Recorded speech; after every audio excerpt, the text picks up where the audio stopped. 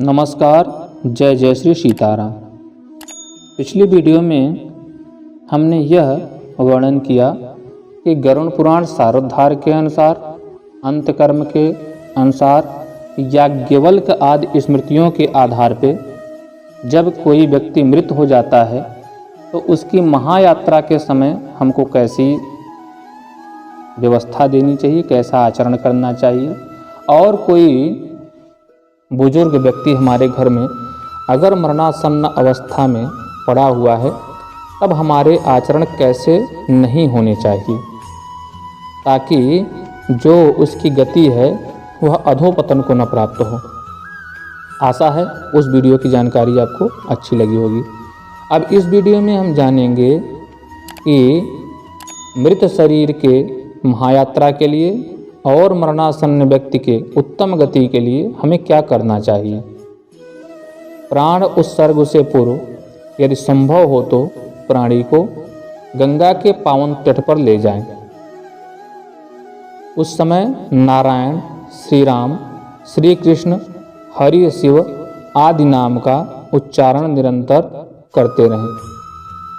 ब्रह्म पुराण में कहा गया है, ज्ञान से अथवा अज्ञान से, इच्छा से अथवा अनिच्छा से जो गंगा में मरता है वह स्वर्ग तथा मोक्ष प्राप्त करता है।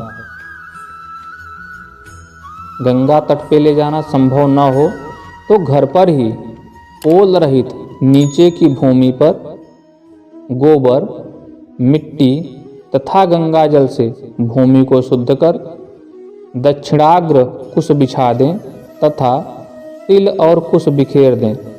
संभव हो तो कुशा आसन बिछाकर नई अथवा धोई हुई सफ़ेद चादर बिछा दें जिसमें नीला काला निशान न हो। कहा गया है, भाद्रपद कृष्ण चतुर्दशी को जल जहाँ तक पहुँच जाता है उस भूमि को गर्भ कहते हैं और गर्भ से 150 हाथ तक की भूमि को तीर या तट कहते हैं। तो तीर से 2 कोस तक भूमि को क्षेत्र कहते हैं। तो मान लीजिए कि गंगा के बिल्कुल समीप नहीं जा सकते हैं तो इतने क्षेत्र में भी व्यक्ति को रख सकते हैं। एक बात थोड़ा सा ये बतानी थी। इसके अलावा उसी चर्चा में वापस चलते हैं कि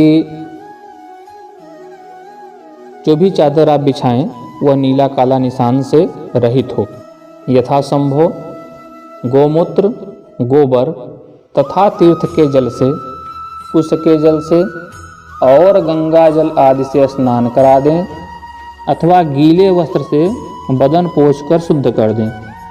श्री गरुड़ पुराण के प्रेत खंड में कहा गया है, आसन्न मरणम ज्ञात्वा पुरुषम स्नापयेत् ततः गोमूत्रमोमय सुमृत तीर्थोद ककुशोदकैः वाससी परिधार्याथ धौते तु शुचिनी शुभे दर्भाण्यादौ समास्तीर्य दक्षिणाग्रान विकीर्य च।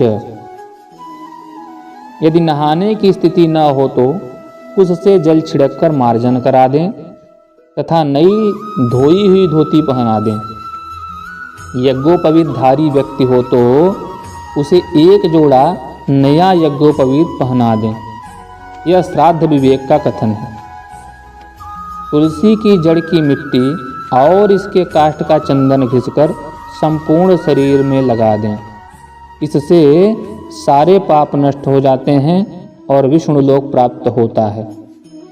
श्री गरुड़ पुराण में कहा गया है, तुलसी मृत्तिका लिप्तो यदि प्राणान विमुच्यति याति विष्णुवन्तिकं नित्यं यदि पाप सतर्युतः। भस्म, गंगा की मिट्टी, गोपी चंदन लगा दें। मृत्तिकाले तु संप्राप्ते तुलसी तरुचंदनम भवेच्च यस्य देहे तु हरिभूत्वा हरिम व्रजेत। पद्म पुराण में आया हुआ है। गोबर से लिपी हुई और तिल बिखेरी गई भूमि पर दक्षिणाग्र कुश को बिछाकर मरणासन्न को उत्तर या पूर्व की ओर सिर करके लिटा देना चाहिए।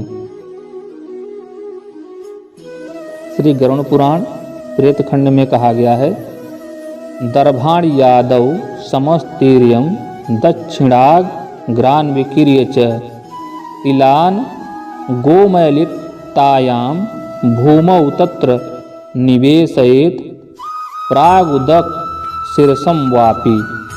यह श्लोक है। इसके अलावा सिर पर तुलसी दल रख दें, चारों ओर तुलसी के गमलों को सजा कर रख दें।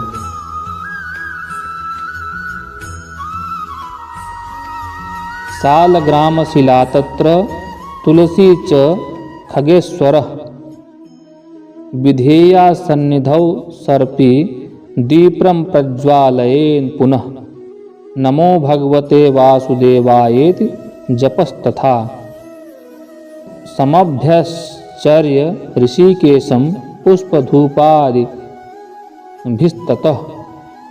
प्रणिपातैः स्तवैः पुष्पैः अर्घ्यान योगेन पूजयेत। गरुड़ पुराण प्रेतखंड में आया हुआ है कि सिर पर तुलसी दल रख दें, चारों ओर तुलसी के गमले सजा दें, ऊंची जगह पर शालिग्राम शिला को स्थापित कर दें, घी का दीपक जला दें, भगवान का निरंतर नाम उद्घोष करते रहें। यदि मरणासन्न व्यक्ति समर्थ हो तो उसी के हाथ से भगवान की पूजा करा दें अथवा उसके पारिवारिक जन पूजा करें। मुख में शालिग्राम का चरणामृत डालते रहें, बीच बीच में तुलसी दल मिलाकर गंगा जल भी डालते रहें।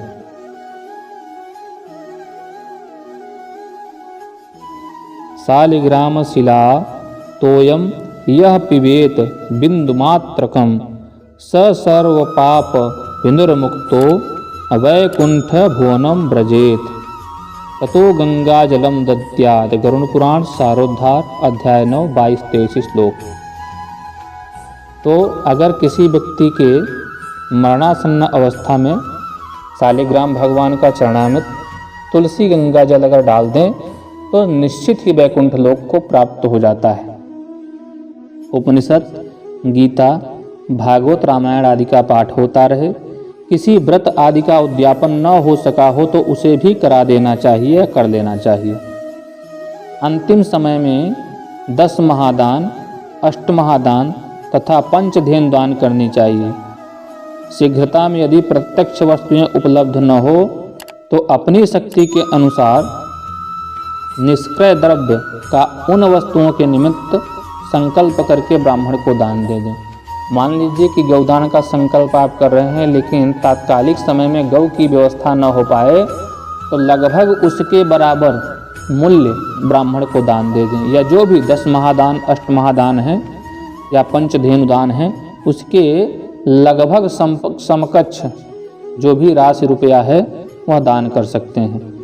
प्रत्येक दान में प्रतिज्ञा संकल्प जिस ब्राह्मण को दिया जाए उसका वर्ण संकल्प, दान का मुख संकल्प और अंत में दान प्रतिष्ठा निमित्त सांगता सिद्धि का संकल्प करना चाहिए।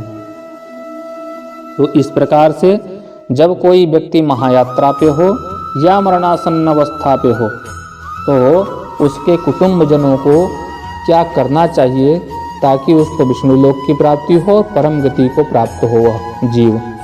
तो मित्रों, आशा है यह जानकारी आपको ज्ञानवर्धक लगी होगी, तो अपने सगे संबंधियों से साझा करना न भूलिएगा ताकि जिसने हमें यह जीवन दिया है, धन संपत्ति वैभव दिया है, जब उसका अंत समय आए तो हम कैसे उसके ऋण से उत्तीर्ण होने के लिए अच्छे आचरण को, अच्छे संस्कारों को करें, प्रदर्शित करें।